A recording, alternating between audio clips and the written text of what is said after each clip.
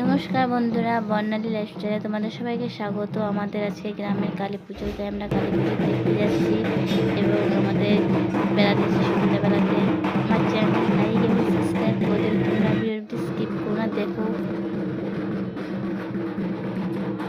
এই পুজোটা গ্রামের চ্যাটার্জিদের হয়, তা কালীটা খুব সুন্দর দেখো।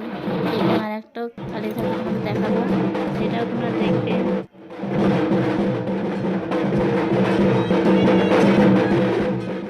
এবার আমরা যেটা যাচ্ছি সেটা হচ্ছে